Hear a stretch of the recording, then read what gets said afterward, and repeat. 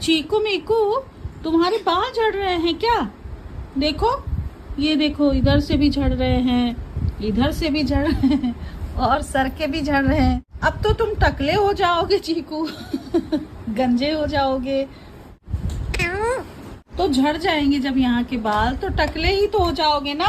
गंजा गंजा।